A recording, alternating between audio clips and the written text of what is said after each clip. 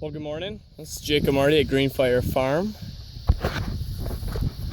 Just wanted to show people a little sneak preview. We're going to have a morning out at the farm on June 4th, Saturday from 8:30 to 11:30. And also I had a few people ask for a video of what we're actually doing out here. And I actually had a conversation at the bar over the weekend with a fellow farmer.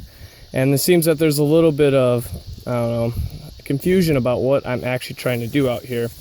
So just kind of want to walk through kind of what a morning on the farm for me does with chores. So right now I'm in our silvo pasture establishment. We planted about 1,500 trees in this 10-acre field right here, this paddock, and we alley graze pigs and sheep and cattle at sometimes. So right now I'm in the sheep paddock.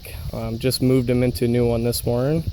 Got my buddy here, Shep. Say hi, Shep. Okay, don't say hi. So I got some sheep here that kind of walk through.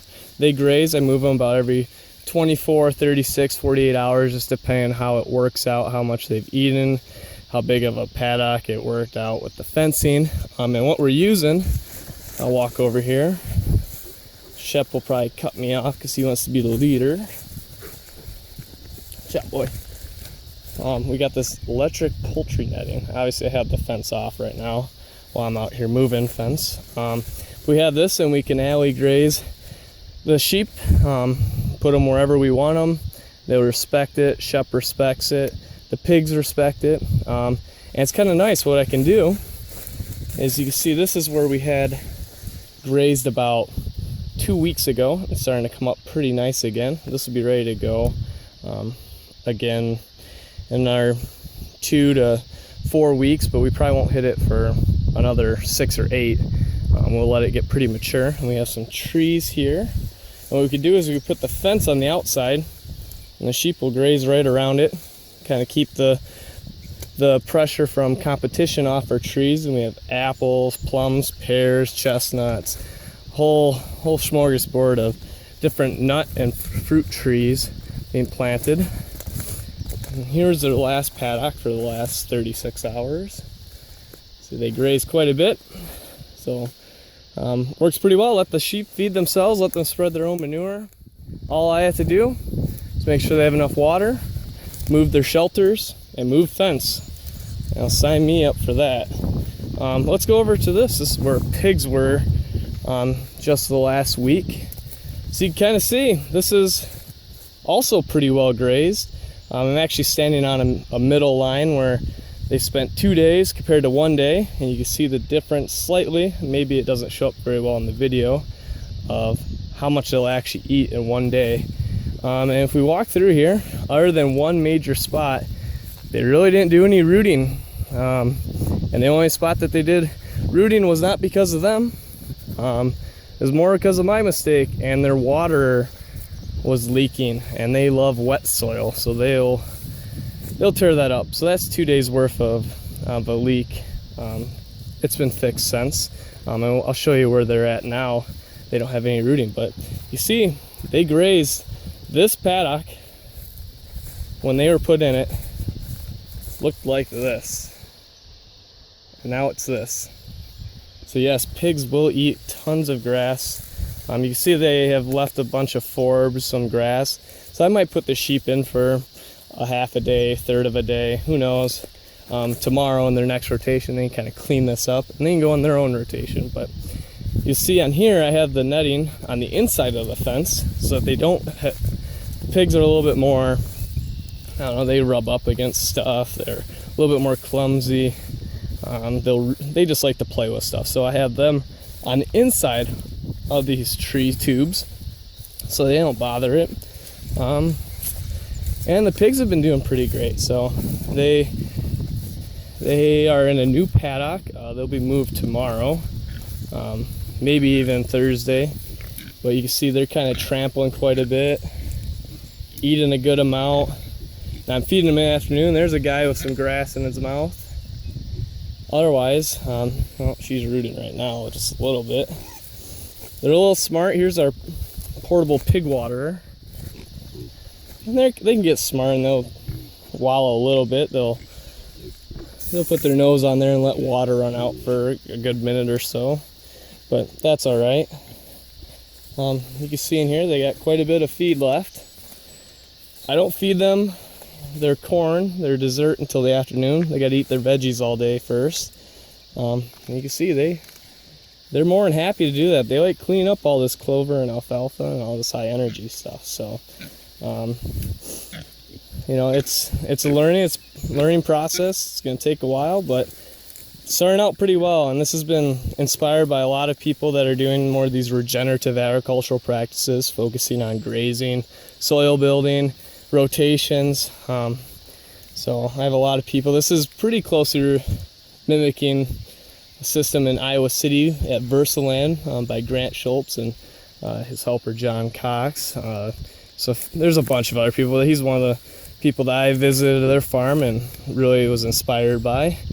So I have some tree tubes up on this little portion. We got more tree tubes coming later. So this entire field will be like this, and we'll just keep rotating through. So you can see our cattle right next door. They're going through. After this video's over, I'll go and move them into their next paddock.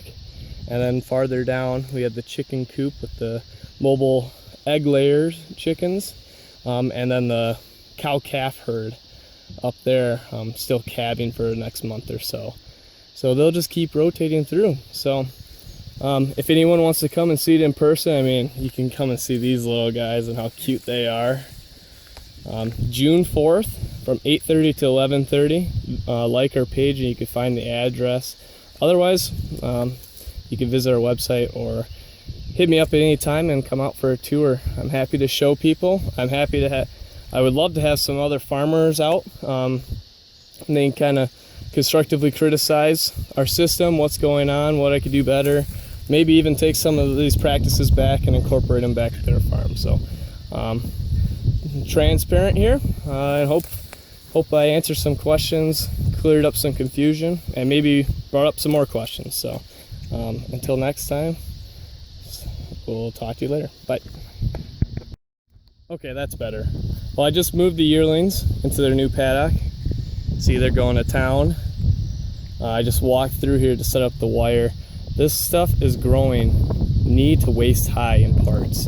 I mean, some parts are up to my hips, and I'm not a short guy. I'm like 6 foot, so my hips must be around 3 feet tall. These guys will go through it and we'll eat somewhere in between half or to 1 bite. I don't want them to take a second bite and get the lower energy, less quality forage. So we're rotating them every day here. So yeah, I just wanted to give you a heads up on what these guys look like, so, and what they're doing. All right. Okay, PSS. This is the cow-calf herd. On a little bit different of a system. See, I have the tumble wheels instead of step-in post here, and I'll just give you a little brief demonstration how those work. You just pull from the side. Doop. Doop. What a world we live in. This type of technology makes things pretty easy for us at sometimes. You can see the little calves out here, just barely sticking out over the top of the grass in the pasture. We're calving out here. Some of the heifers, we'll bring them inside if they are gonna look like they have problems with the first time or anything, but the cows are all doing great. And we move these guys to new pasture every 12 hours, so twice a day. So I just moved them. You see some of them aren't even hungry yet, kind of just lollygagging. The other ones are getting after it. So the grass-fed beef is the beef of our operation here. We have about, I don't know, like 65 head right now, and by the end of the season we'll have 80 when they all have calved. So we'll be running quite a few animals compared to last year, and we hope to keep growing. So this is what my cows do all day. I think they're living the life, and there's nothing better tasting than grass-fed beef that's done right and finished correctly. So high in vitamins, minerals, omega-3 fatty acids, keep you healthy as well. So, yep. All right, later.